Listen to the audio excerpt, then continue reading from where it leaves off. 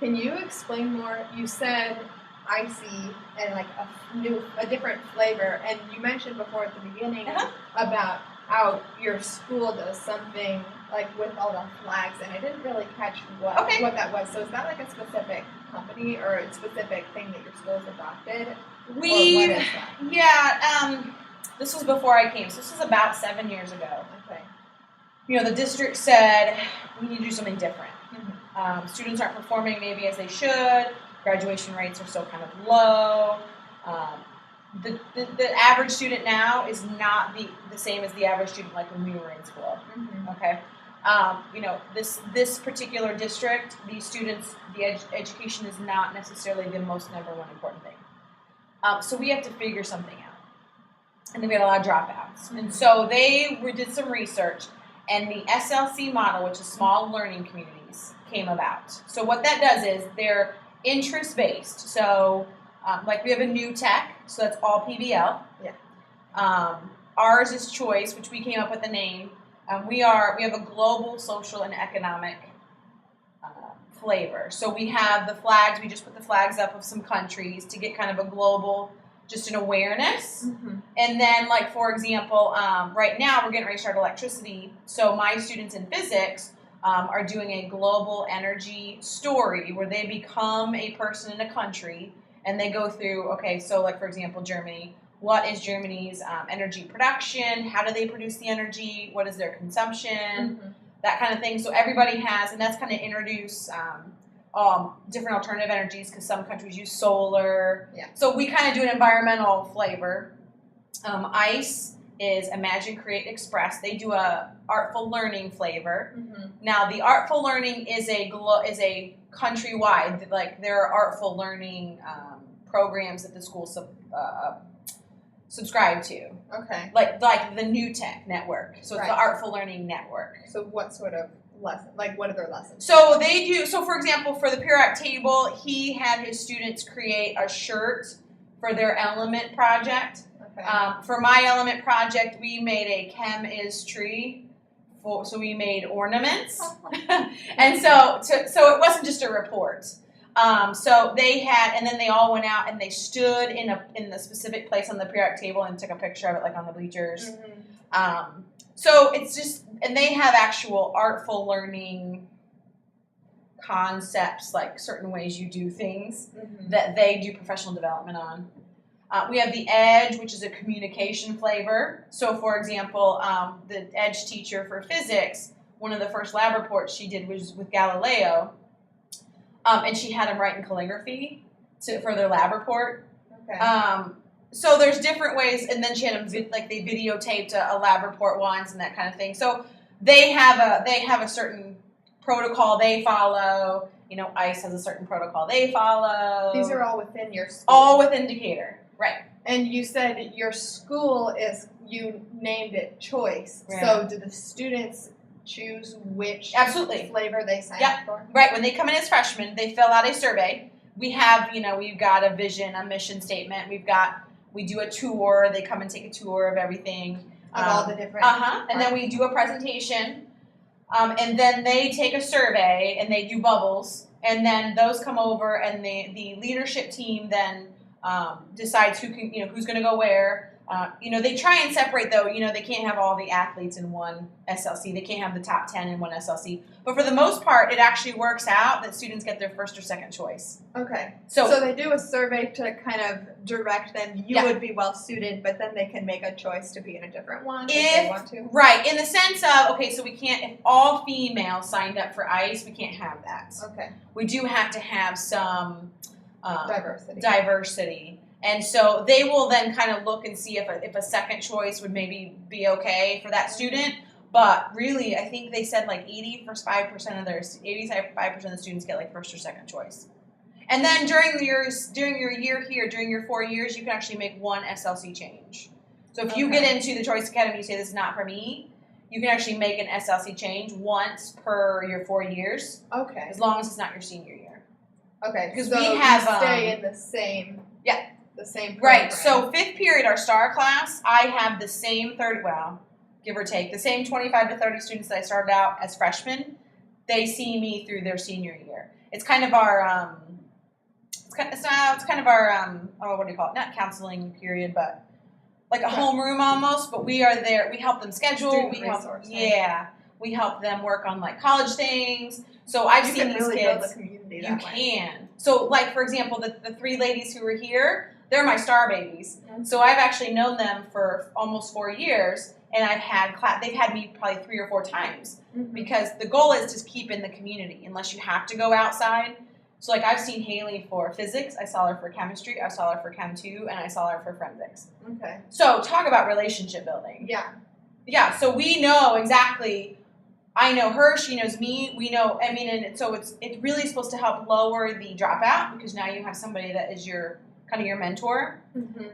And students know the game because every teacher is different. To start over each semester right. Right. There's some crossover because we don't have, there's not a physics teacher in every community. Okay. Right? There's no physics teacher in ICE community. So I get a lot of ICE students in physics because they don't have a physics teacher. Okay. There's no chemistry teacher in the EDGE community. So because of space and budget and licensing, there is some crossover. Okay. Like the Chem 2, I get students from all communities because it's an upper level. So how would that work for like the fine arts classes, band, choir? Yeah, they get a lot of crossover. Yeah. Yeah. But their band students are generally, and the choir students and the fine arts students are generally in the ICE community. Okay. So they have those teachers as like their star teacher or things like that. That makes sense. But there is some crossover because see, is painting. general music a requirement? It is not. Okay, I didn't. But painting, depending on what diploma you're going for, if you're going for the academic honors, you do need to take 2 fine arts credits. But there's a lot of crossover with that. So yeah. Okay. They have a lot of what we call mixed classes. Yeah.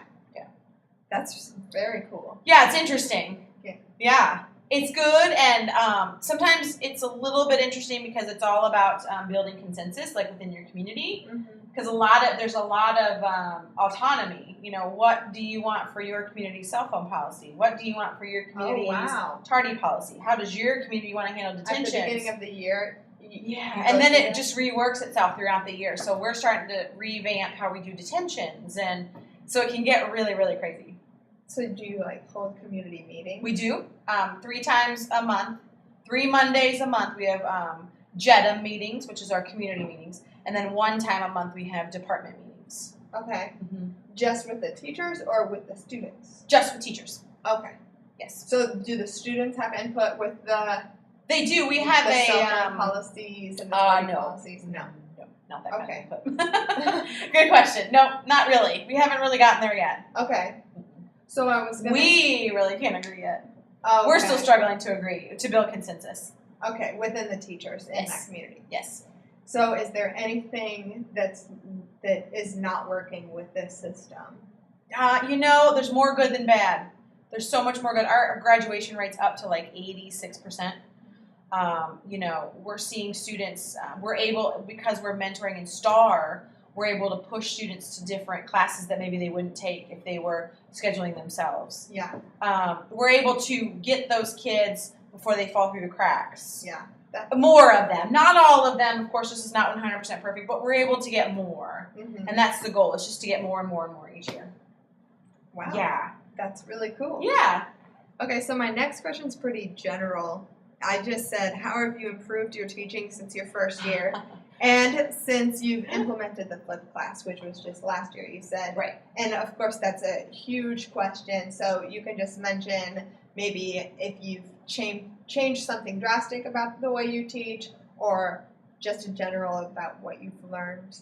That would give me a leg up for my first year. The first probably 5 years, I thought I was a good teacher. I probably wasn't. Right? I just now am feeling comfortable with what I'm doing.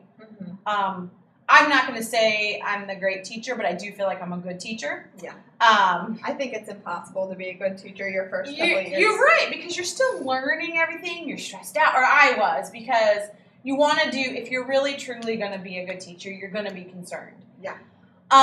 You just work. You take it step by step, month by month, year by year. I have improved my teaching by becoming more student-centered, more learner-centered.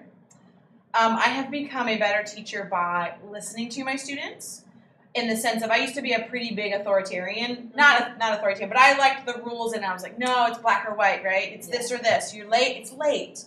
But you got to look, just like you said with that student, I have students now who are, pregnant or expecting that are sophomore in high school. Yeah. So you really have to you still have to have high expectations, and you still have to let them know that this physics is important, because whatever the case may be, if you're wanting to have as your out, science might be your out. Yeah. You can do this. Exposing them to, we go to the Saturday morning physics at Fermi. We take a group of students every year. We go up to Batavia, and we just show them what you can do. It's literally a stone's throw away from us. I mean, it's 4 hours, but it's not CERN. It's not Switzerland. Yeah. You just try and show them and show them and show them, and you just keep pushing. So I've learned to listen to my students, and I've learned to talk with them more and treat them as adults. So it's more of a partnership. Yes. I've learned to laugh. I've learned to cry in front of them. I've learned if something doesn't go right, what we say, that didn't go right. I appreciate you guys working with me. We're going to try it again, Makes you seem more real. Yeah, I've learned to just, and that you can't do everything. You can't grab every student, but that you just keep trying. And you just keep pushing. And you just keep telling that student, every day is a new day. Every day is a new day. I don't know if that answered your question, but I think every year I get a little better at that. Just a little wiser. And you know what? I grab and I collaborate, and don't be afraid to ask questions from anybody. Find that person in your building that you think seems enthusiastic. And you know what? You say, I'm Emily. This is what my goal is, right? I want to be student-centered. What do you have that I can collaborate with or take? What can we do together?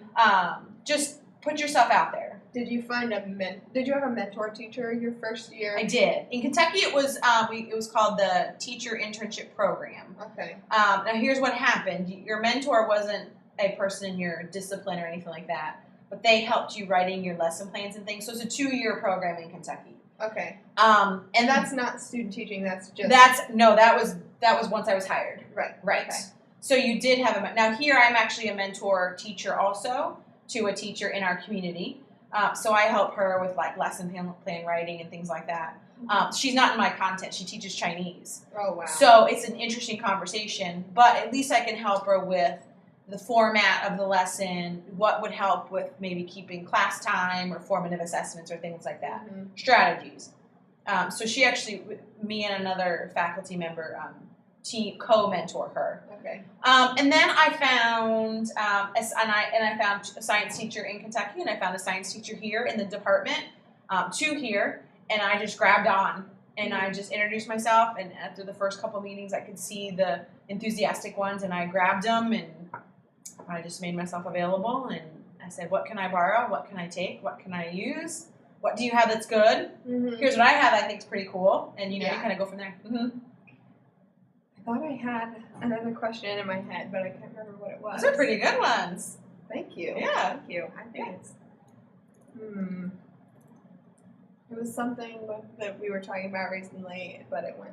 Yeah, sorry. We went through a lot in that. Yeah. I don't know. Do you have anything else that you want to talk about? No. As you watch in chemistry, it'll be a little more rigid in the sense of structure in the Chem 1 class. So maybe as you watch, you can see, I'll put an agenda opener on the board here. We'll talk about our learning target and our agenda here. They have a notebook that they'll go get, so they'll do an opening question to kind of get them settled, and then we'll go into lab, and then we'll come out and do some calculations from lab. So okay. Kind of go from there. And then if you have any questions, maybe I can answer them. Well, I'll write down if I come up with any. Cool. But I guess we can stop this for now. Okay. Awesome. Hopefully that